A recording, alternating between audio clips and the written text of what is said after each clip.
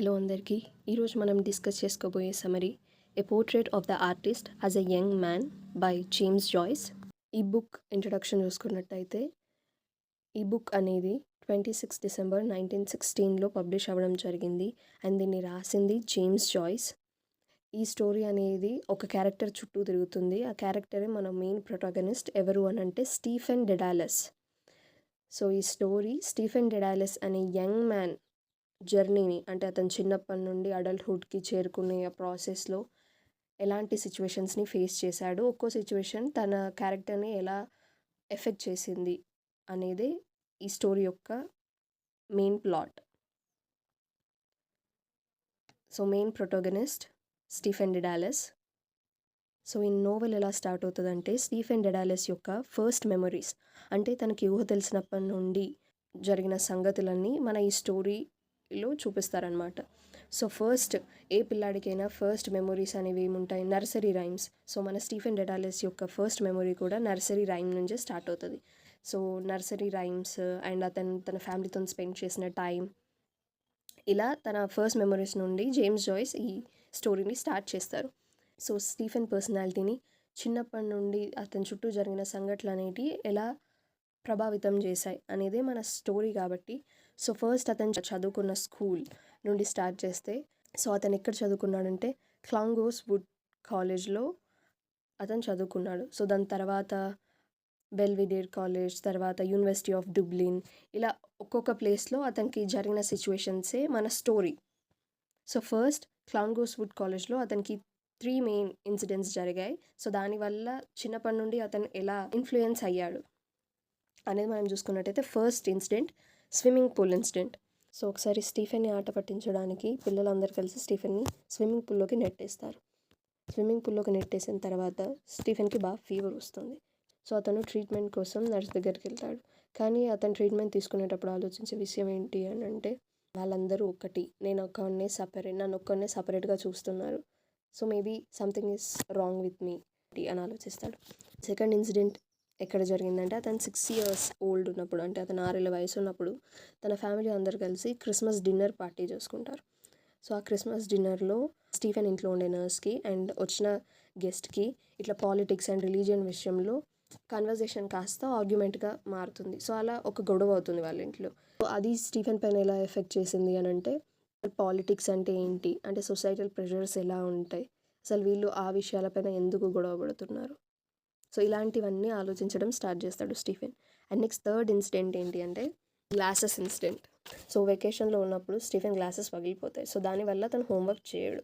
So స్కూల్కి వచ్చిన తర్వాత టీచర్ అతన్ని పనిష్ చేస్తుంది. అతను ఎంత చెప్పినా కూడా వినకుండా అతను అబద్ధం చెప్తున్నాడని పనిష్ చేయడంతో తనకు అన్యాయం జరిగిందని స్టీఫెన్ అప్పుడు ఫస్ట్ టైం ఎదిరిస్తాడు.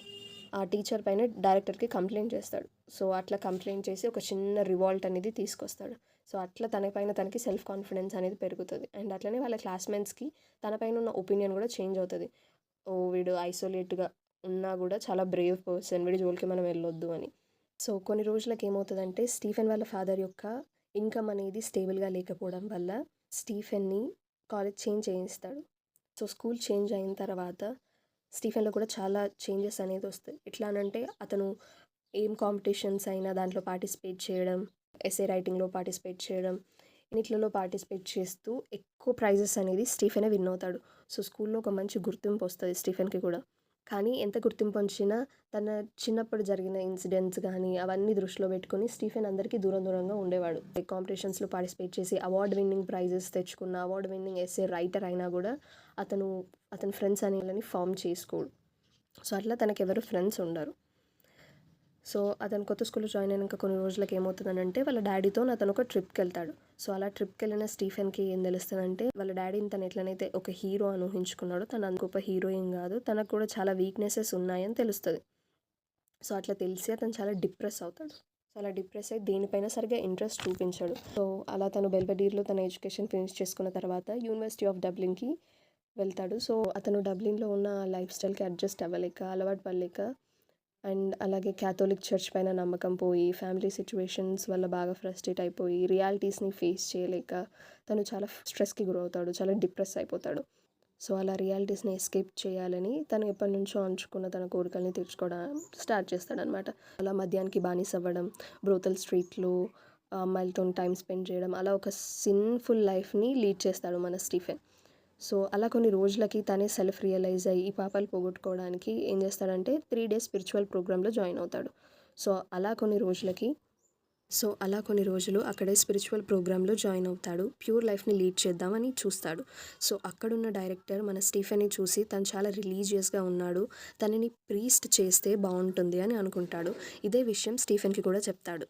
కానీ స్టీఫెన్ మాత్రం ఏమంటాడంటే, నేను ఇంకా ప్రీస్ట్ అవ్వడానికి అర్హుణ్ణి కాలేను అని అనుకుంటున్నాను. ఎందుకంటే ప్రీస్ట్ అవ్వడానికి మీకు ఒక ప్యూర్ హార్ట్ కావాలి.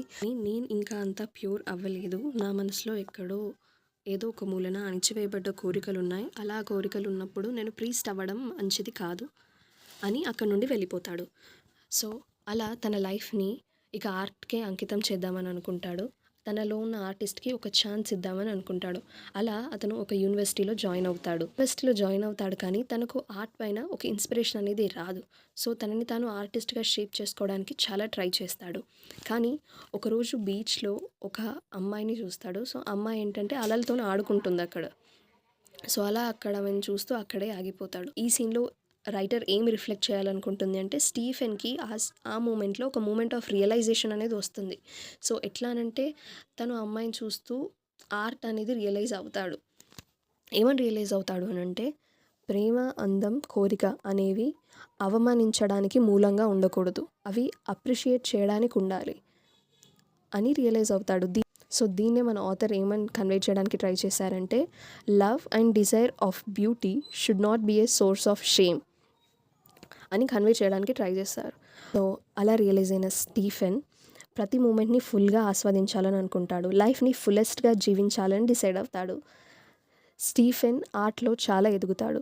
అంటే తను ఆర్టిస్ట్గా ఎప్పటికప్పుడు ప్రూఫ్ చేసుకుంటూనే ఉంటాడు. కొత్త థియరీస్ని కనిపెడతాడు. అండ్ అలాగే తనకున్న సొసైటల్ ప్రెషర్స్ని, ఫ్యామిలీ అండ్ ఫ్రెండ్స్ నుంచి వచ్చే ఎక్స్పెక్టేషన్ నుండి ఒక విడుదల, అంటే తనకు తాను ఇండిపెండెంట్ ఎగ్జిస్టెన్స్ని క్రియేట్ చేసుకోవాలనుకుంటాడు. తన్ని తాను కంప్లీట్గా ఆర్ట్కి డివోట్ చేసుకోవాలనుకొని, సో అతను ఏం డిసైడ్ అవుతాడంటే ఐర్లాండ్ని వదిలి ప్యారిస్కి వెళ్తాడు. అక్కడే రైటర్గా తన్ని తాను మంచిగా ఎస్టాబ్లిష్ చేసుకుంటాడు. ఈ స్టోరీని మన ఆథర్ ఎలా కంక్లూడ్ చేశారనంటే, స్టీఫెన్ కూడా గ్రీక్ మైథలాజికల్ క్యారెక్టర్ డెడాలస్ లాగా తన సొంతంగా రెక్కలు తయారు చేసి తనకున్న అడ్డంకుల అన్నీ దాటి ఆర్టిస్ట్గా లైఫ్లో ఎదగాలని ఆశిస్తాడు. సేమ్ మన స్టీఫెన్ కూడా చిన్నప్పటి నుండి ఎంత ఐసోలేషన్ని ఫేస్ చేసినా, ఎలాంటి కన్ఫ్యూజన్లో ఉన్నా, ఎంత సఫర్ అయినా, తను ఎంత డిప్రెషన్కి గురైనా, సొసైటీ తన నుంచి ఎప్పుడూ ఏదో ఒకటి ఎక్స్పెక్ట్ చేస్తుందని తెలిసినా, తను మాత్రం లాస్ట్కి తన మనసుకు నచ్చింది మాత్రమే ఎంచుకున్నాడు. ఈ వీడియో మీ అందరికీ నచ్చిందని అనుకుంటున్నాను. Thank you.